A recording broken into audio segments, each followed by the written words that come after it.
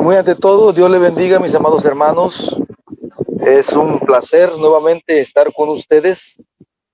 Lo que les voy a compartir realmente es lo que yo descubro sobre las dogmas, porque al principio la palabra dogma dentro del ámbito o del mundo protestante, más que todo del pentecostal evangélico, la palabra dogma suena para ellos un poquito duro porque lo relacionan con la palabra dogma como de hombre, para enseñanzas de hombre.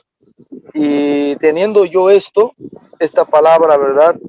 Que dogma sencillamente es una palabra de hombre y no tiene nada que ver con la Biblia y que no está en la Biblia, entonces fui navegando a través de las escrituras, a través de la historia. Así que esperemos, pues, como siempre, me ha gustado enseñar de menos a más, de lo anterior hasta nuestro tiempo presente, de lo como nosotros entendemos esa palabra dogma. Ahora bien, lo primero que vamos a hacer para empezar es hacer esta pregunta: ¿qué es dogma? La respuesta, pues, está en el Catecismo de la Iglesia Católica, en el glosario, página 776, donde hace una definición. Hay varias definiciones que le dan algunos medios de internet, pero encontré aquí esa, ese significado para arrancar sobre la dogma en la Iglesia Católica. ¿Qué es dogma? Entonces, dogma es las enseñanzas reveladas.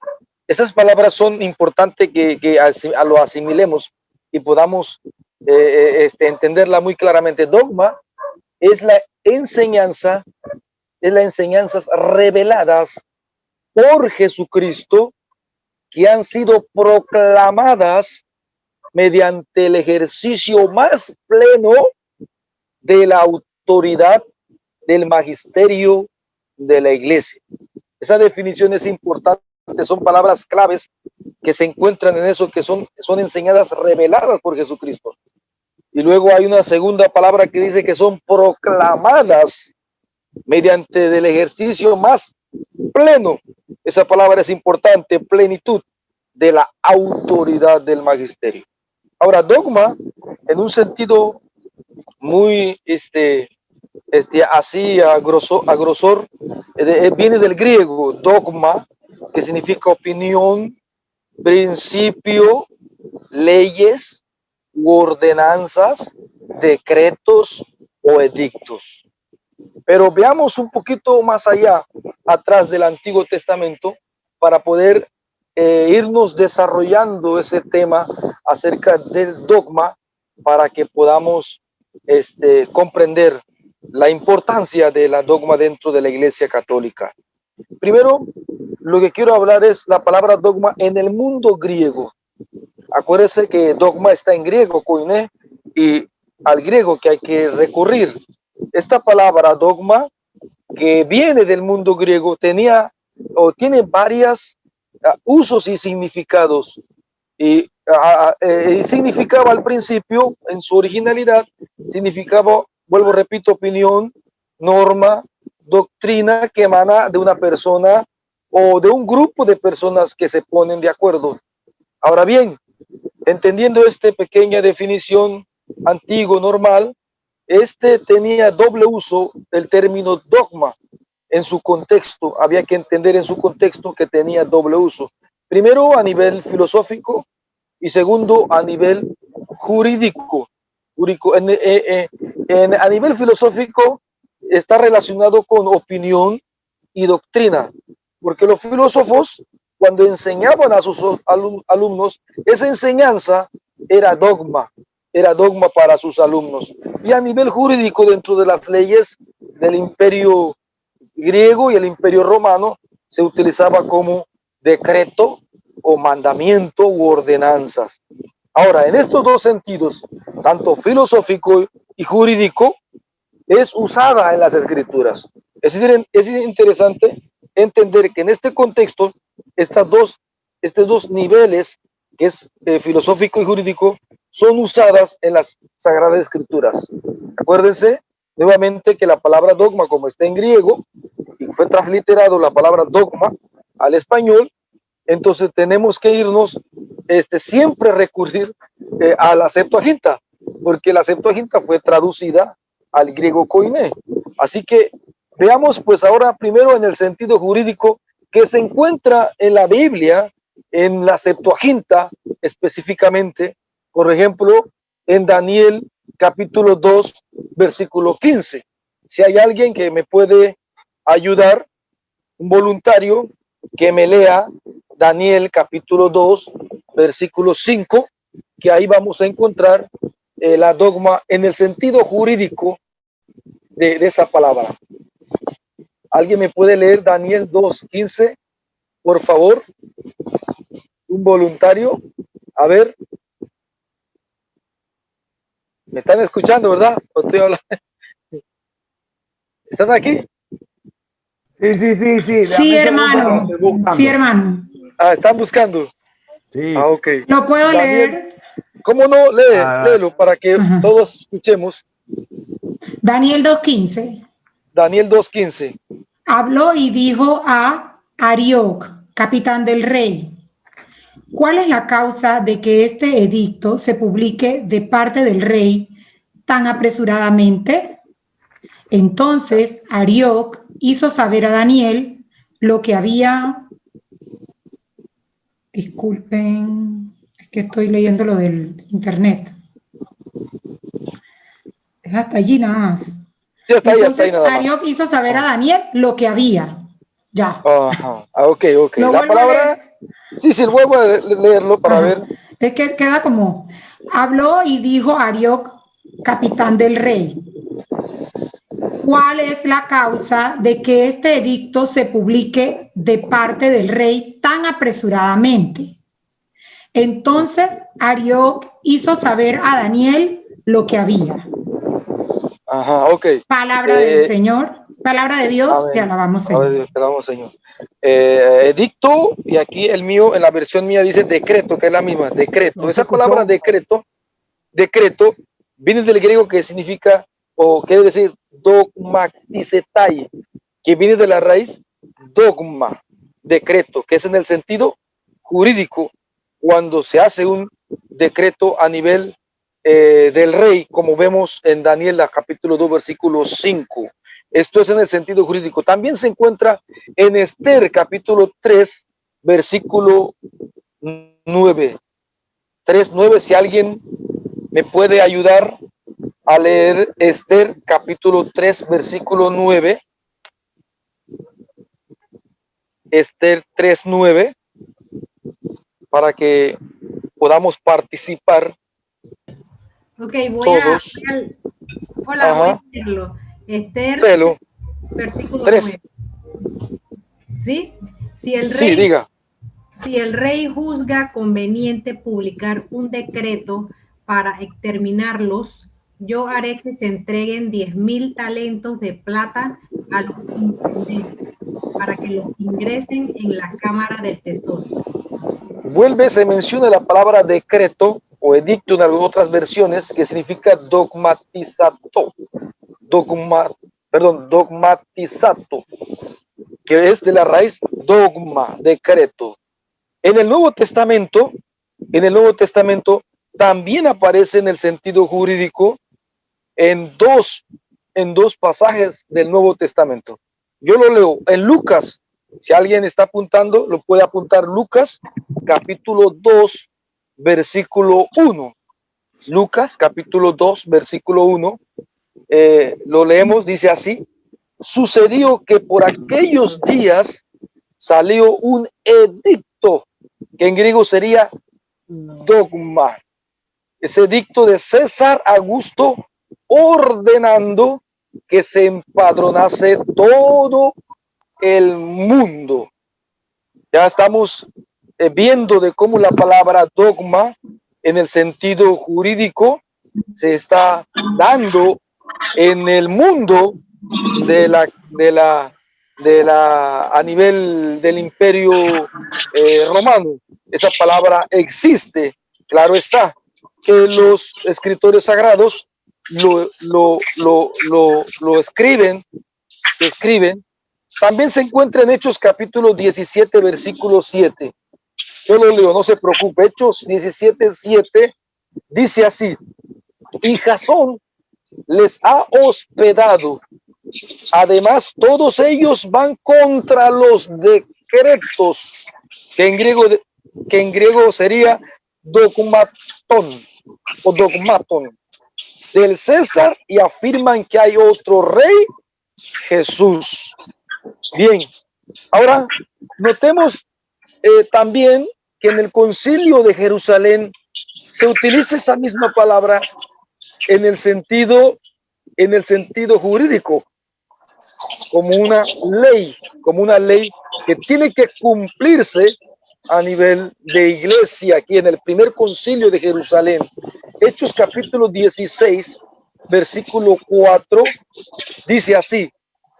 Hechos capítulo 16, versículo 4 dice así: conforme iban pasando por las ciudades, les iban entregando para que los observasen las decisiones tomadas. Esa palabra, las decisiones tomadas, en griego es dogmata. O sea, tiene esa raíz de la palabra dogma, una decisión tomada por el Concilio de Jerusalén, por los apóstoles y presbíteros en Jerusalén. Aquí hay algo muy interesante que hay que notar, muy interesante, que en esa decisión decretada de los apóstoles en este Concilio de Jerusalén, ellos estaban discutiendo algo que Jesucristo no plasmó, no dijo, no habló sobre esto, acerca de esa situación donde querían judaizar a los cristianos gentiles y para poder incorporarse a la iglesia. Note que la decisión fue tomado como no necesariamente ese decreto estaba en la Biblia ni en el Antiguo Testamento, ni en la enseñanza de Jesús. Es algo tomada en ese momento, la necesidad. Por esa razón que esos que estaban confrontando la crisis sobre las discusiones judaicas del primitivo cristianismo son tomadas ahora, esa enseñanza ahora, como un dogma, como dogma.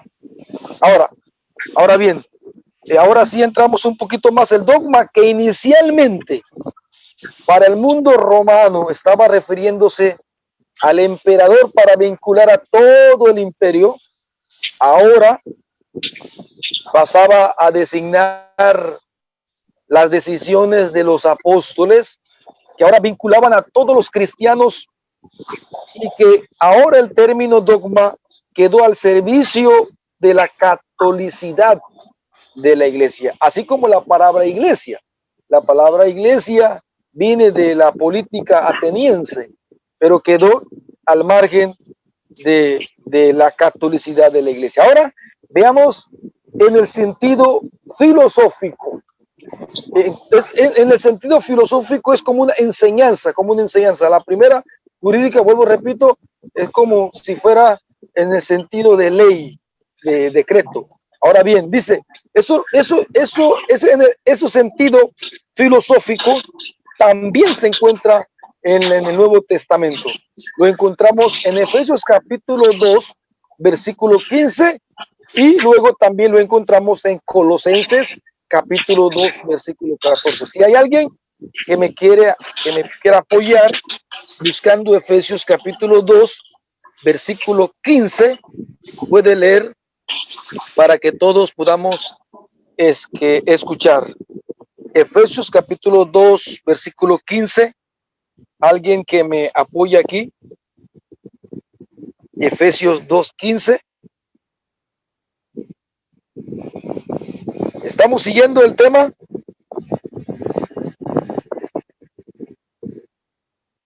Amén. ¿Cómo no? Ajá, ok. Ajá.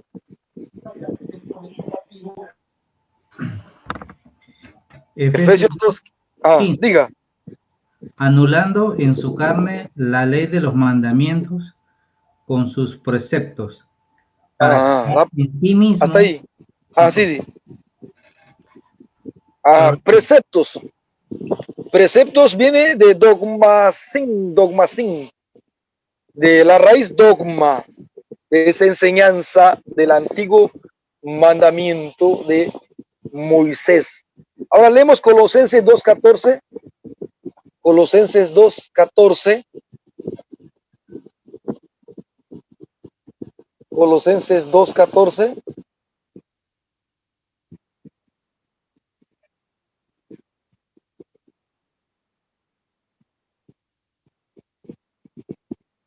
Quiero, Anulando el acta de los decretos que había contra nosotros, que nos era contraria, quitándola de en medio y clavándola en la cruz.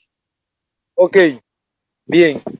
Ya ahora vimos en el sentido jurídico y en el sentido filosófico que se encuentra en las escrituras, en el Antiguo y en el Nuevo Testamento. Ahora bien, vamos a volver a hacer un retroceso para ver qué es dogma que hemos dicho al principio, para caer en esa palabra. Esa palabra dogma, como le dije, la iglesia fue tomando esta palabra. Sería entonces, nuevamente quiero repetir, dogma es la enseñanza reveladas por Jesucristo que han sido proclamadas mediante el ejercicio más pleno de la autoridad del magisterio de la iglesia. Eso lo puede encontrar en el catecismo de la Iglesia Católica, en el glosario, en la página 776. Ahora bien, la iglesia es necesario tener dogmas, o la importancia de las dogmas. ¿Por qué es importante las dogmas? ¿Por qué es necesario que la iglesia tuvo a bien dogmatizar las enseñanzas de algunas enseñanzas de Jesucristo y que viene también de la tradición oral de los apóstoles y el magisterio de la iglesia, como los concilios y el Papa en sus encíclicas han dado esa afirmación, esa proclamación? Las dogmas, ¿por qué? Porque las dogmas constituyen la base inalterable de toda la doctrina católica y cualquier católico está invitado a adherir, a aceptar y creer en las dogmas de una manera irrevocable. La iglesia hace dogma, y cuando la iglesia hace dogma, aquí tengo que decir también que las dogmas, todas las dogmas, que luego al final voy a hacer un resumen de las 44 dogmas, encontré que tienen como cadenas, están como encadenados. O sea, si tú la cortas una, se desbarata toda. Así que las dogmas van enlazadas unas a otras. Esa dogma de cuando la iglesia hace y que el pueblo está invitado a adherir y creer en las dogmas de una manera irrevocable, es porque la iglesia es infalible. La iglesia, como es infalible, la iglesia no puede fallar en proclamar las enseñanzas y dogmatizarlos para nosotros podamos creer. Igual la infalibilidad entra del papado ex cátedra. Por esa razón, para que estas verdades ahora se tornen en dogmas, en la Biblia hay enseñanzas. En las enseñanzas, esas enseñanzas que son verdades, se tornan en dogmas. Antes que se tornen en dogmas, ellas necesitan ser propuestas directamente por la Iglesia Católica a sus fieles como parte de su fe y de su doctrina. Y eso se hace a través de una definición solemne, infalible, como le dije, por el magisterio de la Iglesia y de la posterior enseñanza de estas por parte del magisterio. Ahora, la Iglesia Católica tiene una posición interesante, muy clara con respecto al dogma, o a las dogmas pues que existen ya hoy. Y es que las verdades divinas siempre han existido. O sea que O sea que cuando se hace dogma, no porque en ese momento se hizo o se creyó esa verdad, sino que esa verdad se creía antes ya, esa verdad ya Cristo lo había enseñado. Y más adelante le explico por qué tuvieron que hacer dogmas, algunas enseñanzas de la iglesia y de la Biblia. Ahora, la iglesia, como le dije, tiene una posición clara, como esas enseñanzas siempre han existido, y solo cuando se tiene duda o hay una desviación doctrinal, cuando ocurren esas cosas, cuando hay herejías que van adentrando en el seno de la iglesia, entonces es necesario reafirmar dicha verdad por medio de una dogma. Es para que la dogma, que yo lo veo claro, es una afirmación sobre una verdad. La dogma es una afirmación, una proclamación sobre una verdad, sobre una enseñanza verdadera. Ahora, por ejemplo, desde el inicio del cristianismo se reconocía a Jesucristo como Hijo de Dios. Siempre, eso se encuentra en la Biblia. Solo que cuando se dio la desviación doctrinal de Arrio sobre la naturaleza divina de Jesucristo, entonces fue necesario aclarar esa verdad, qué es lo que la iglesia cree, y hacer un artículo de fe y que determinara esta problemática, y que de manera que ya no habría duda y qué es lo que la iglesia cree, y que se determinara como una verdad. Y esto, por ejemplo, de la naturaleza divina ocurrió en el Concilio de Nicea en el año 325. ¿Estamos siguiendo? ¿O se durmieron? Sí, amén. Vamos amarrando el hilo, ¿verdad? Dice aprendí pues aquí que cuando escuchamos solamente aprendemos como 3%. Cuando escuchamos y vemos, aprendemos como unos 60%. Y que si aprendemos, vemos y usamos nuestro psicomotor, aprendemos casi el 99%. Así que estamos aquí tratando de captar las palabras. Ahora, las verdades reveladas no adquieren su carácter formal de dogmas hasta que son definidas o propuestas, como ya hemos dicho, por la iglesia, luego del debido estudio, que esa es la palabra importante, luego del debido estudio, porque a veces se piensa que las dogmas se hacen por hacer. No, las dogmas se hacen de un meticuloso estudio y seriedad en la enseñanza de Jesucristo, porque la iglesia es columna y baluarte de la verdad, es el depósito de la fe. Eso cuando vi esa seriedad de la iglesia, comparándolo con la iglesia, aquí no quiero tampoco entrar polémica con los hermanos protestantes, pero no hay esa seriedad. ¿Por qué razón? Porque aparte de que ellos también tienen dogmas, pero no son proclamadas, no son proclamadas a nivel de sus iglesias, porque lógico, están divididas, cada uno se proclaman, como dijo Lutero, ¿no? Creo que no, Lutero no lo dijo, creo que lo dijo se me escapa el nombre, que cada cual se hizo papas, que cada cual se había hecho papas. Ahora, aquí hay 3 verdades reveladas, o 3 clases de verdades reveladas. Yo solamente le voy a mencionar dos. Si alguien al final quiere ayudarme en eso de la tercera, que es la virtual, me pueden ayudar. Pero yo solamente quiero tocar 2 verdades reveladas. Verdades reveladas explícitamente y verdades reveladas implícitamente.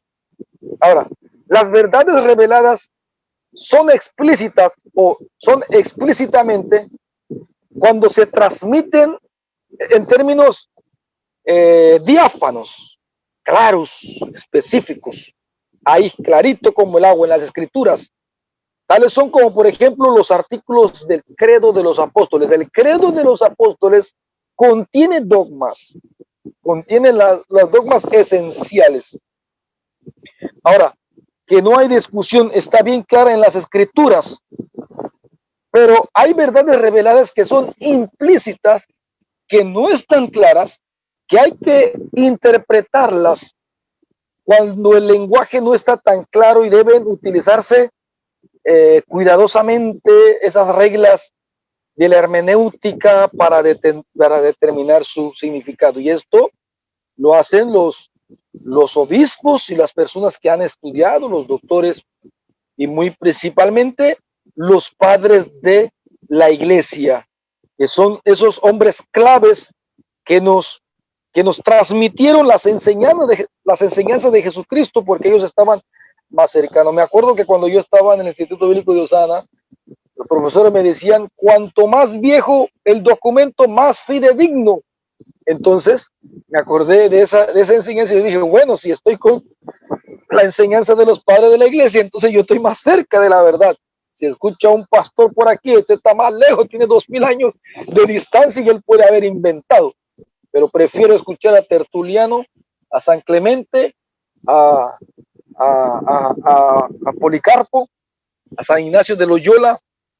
Entonces aquí las verdades reveladas implícitas, por ejemplo, son doctrinas de la transubstanciación. Esa palabra transubstanciación no se encuentra en la Biblia, ¿entiendes?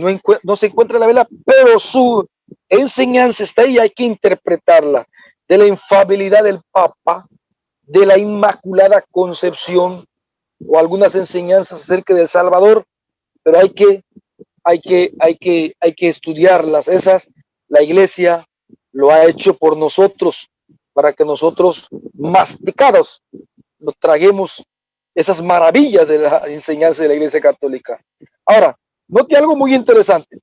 Muy por el contrario de la interpretación de las escrituras basada en el criterio individual o personal, la catolicidad de la Iglesia considera como algo totalmente inaceptable la postura de que Dios revele al mundo un conjunto de verdades. O sea, si Dios revela un conjunto de verdades, debe haber designado oficialmente a algunos maestros para interpretarlos, y que Dios no haya escogido un juez autorizado para resolver controversias al respecto,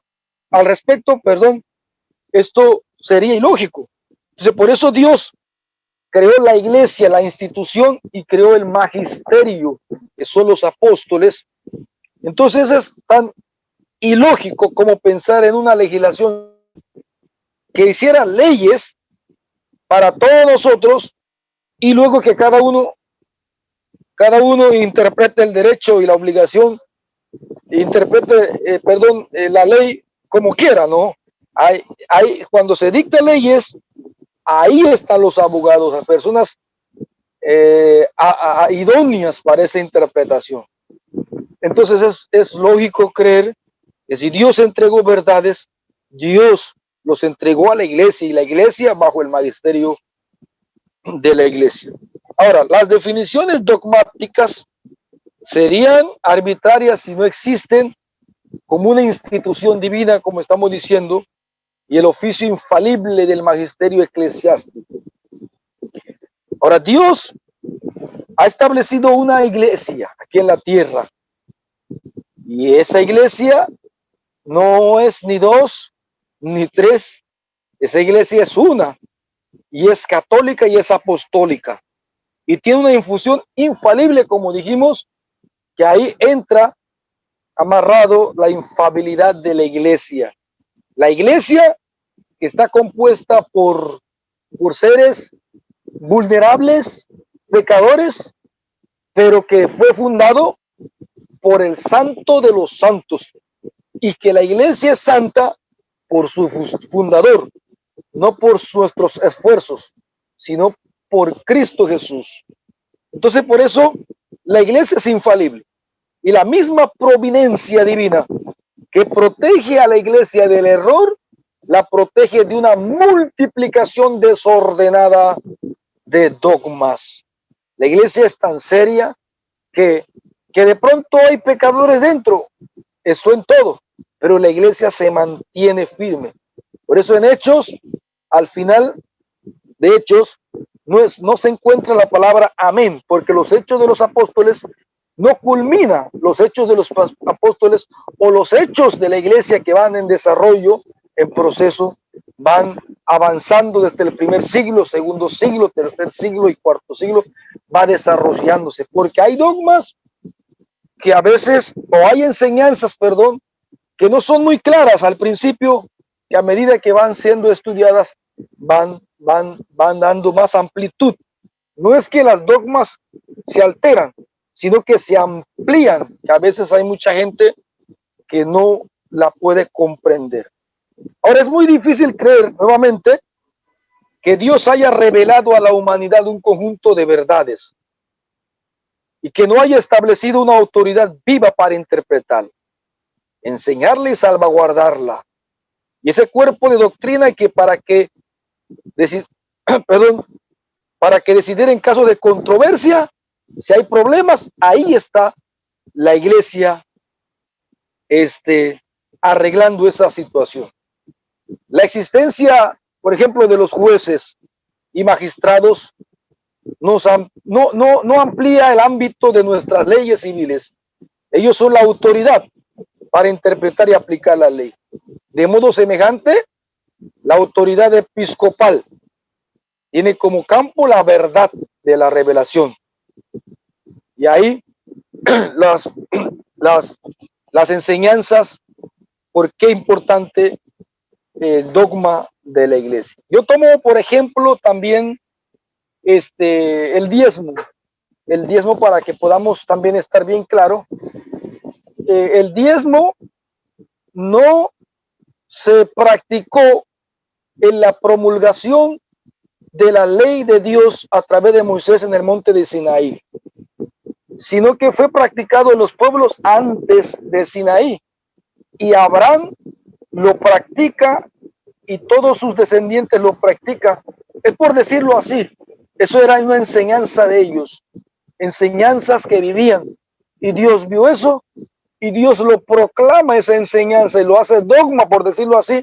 No sé si estoy cometiendo un error, pero yo lo veo así, para que veamos que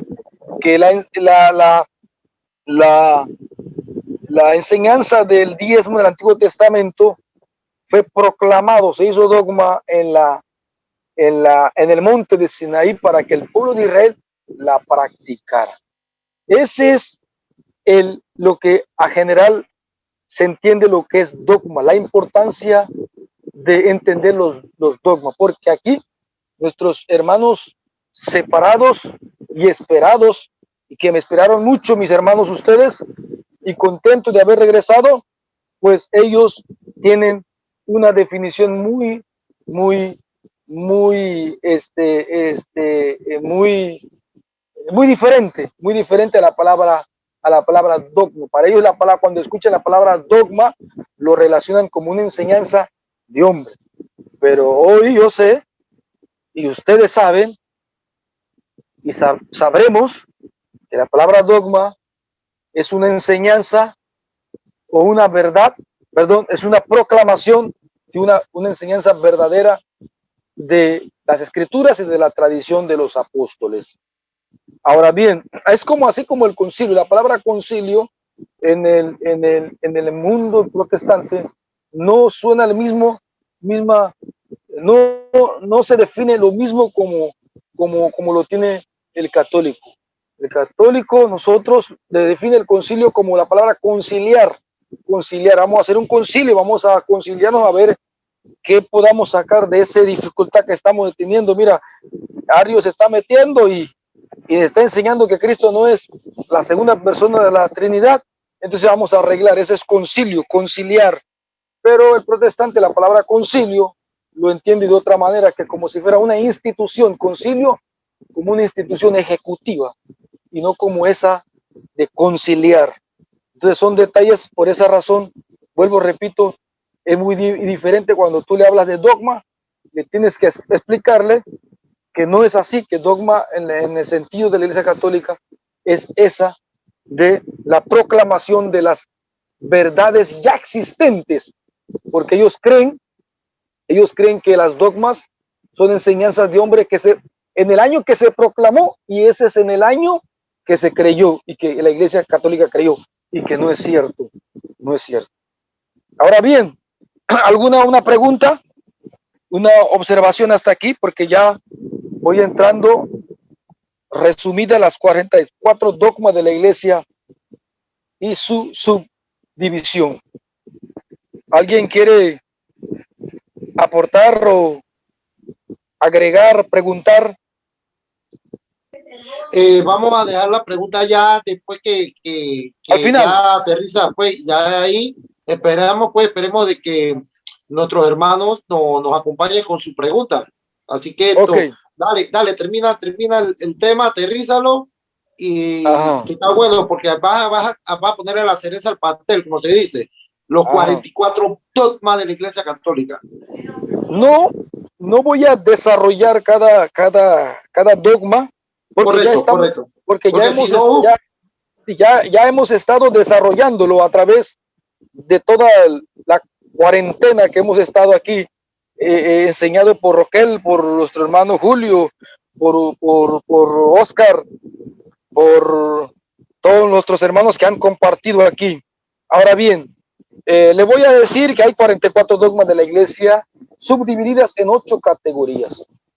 8 categorías que son: 1, dogmas sobre Dios; 2, dogmas sobre Jesucristo; 3, dogmas marianos; 4, dogmas sobre el Papa y la Iglesia; 5, dogmas sobre la creación del mundo; 6, dogmas sobre el ser humano; 7, dogmas sobre los sacramentos; y último, dogmas sobre las últimas cosas.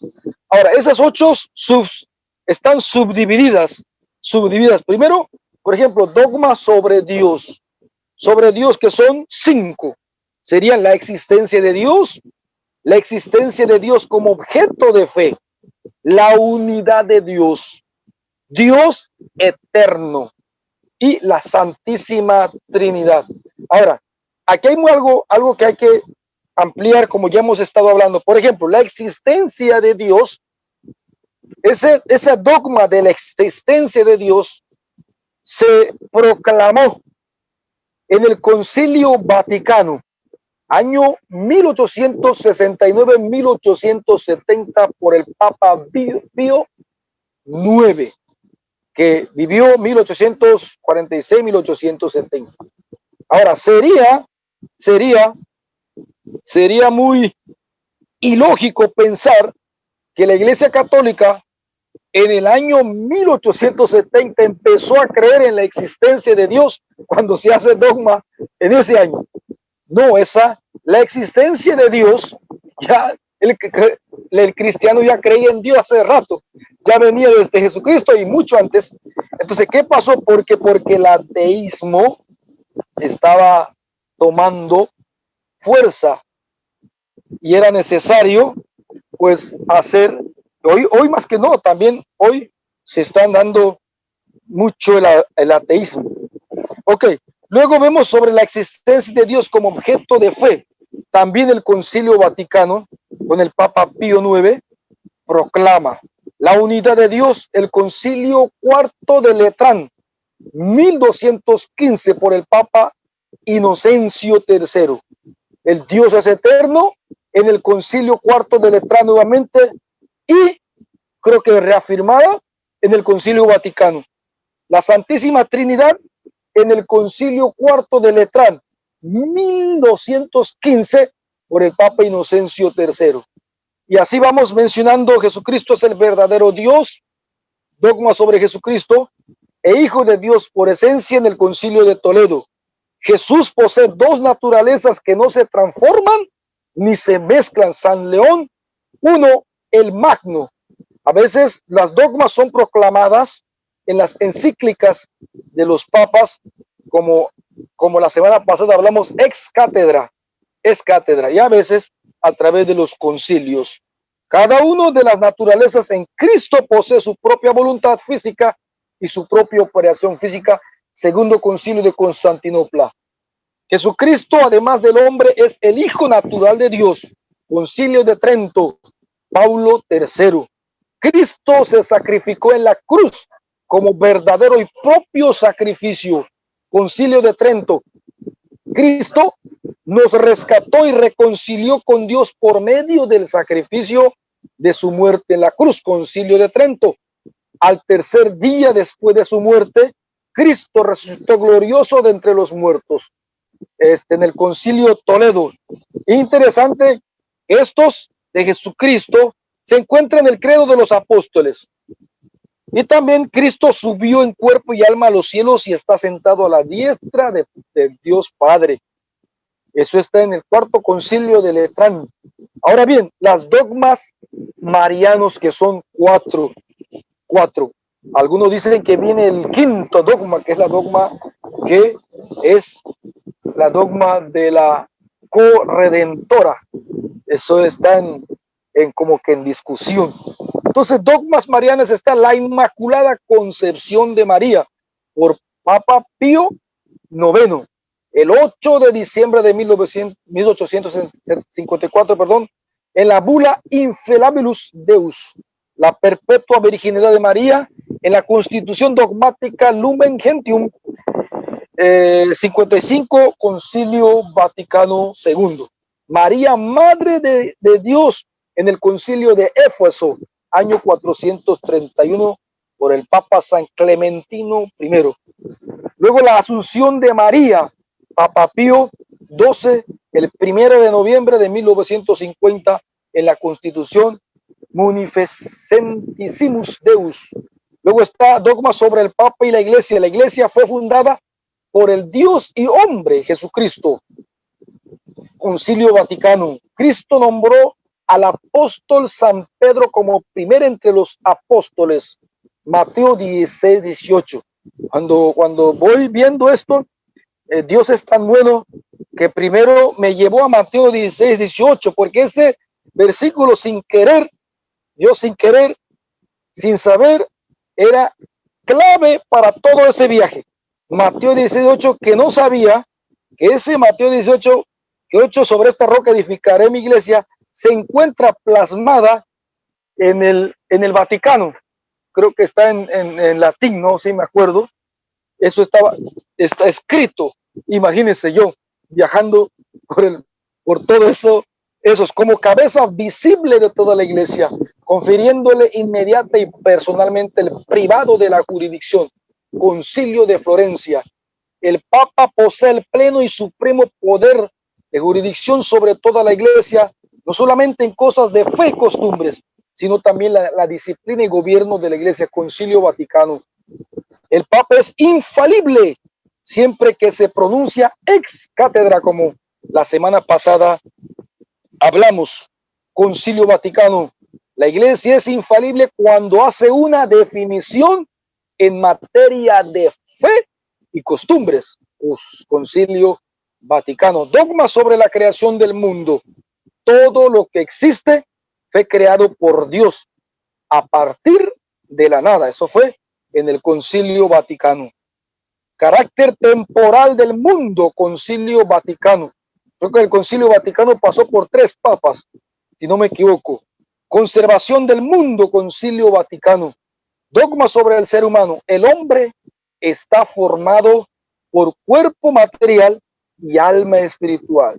Concilio cuarto de Letrán.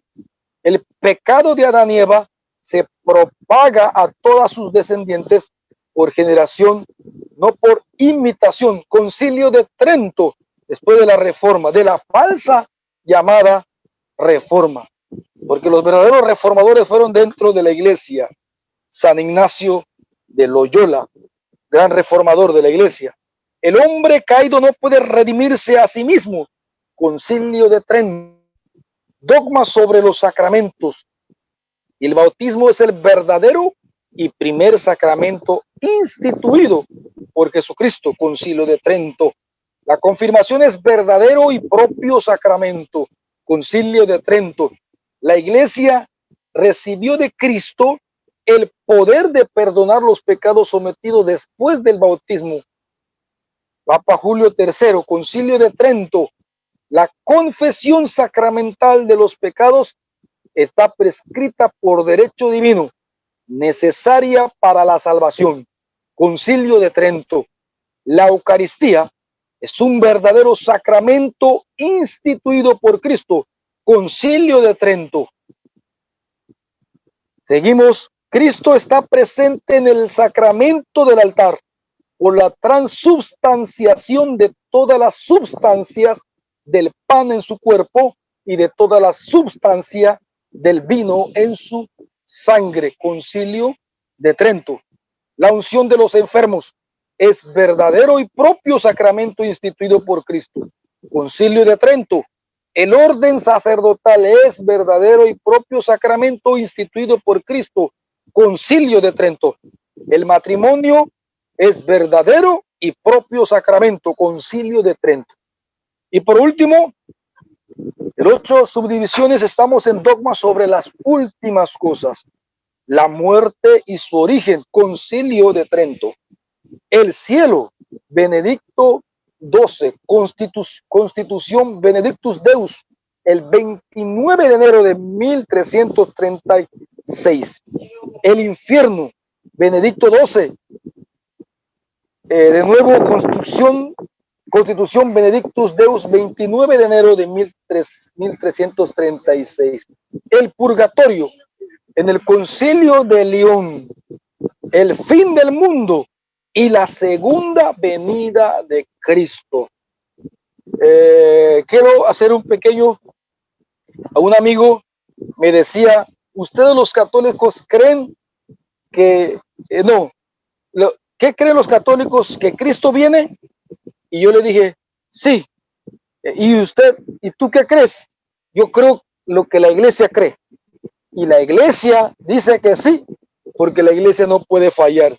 Sí, el fin del mundo y la segunda venida de Cristo. San Dámaso, primer concilio de Constantinopla. La resurrección de los muertos en el último día. Eso está en el símbolo Quicumque.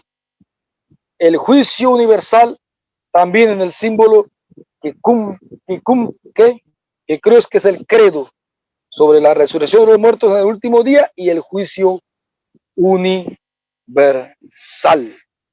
Mis queridos hermanos, en resumida, es muy larga y muy beneficiosa, como estamos tratando todas las semanas de ser enseñados y asimilar y entender todas esas maravillas de la iglesia y cómo la iglesia tiene esas columnas, esas verdades inalterables y que no pueden fallar. Por eso es que estamos en la mejor y en la única iglesia que Cristo fundó, la iglesia apostólica, católica y santa.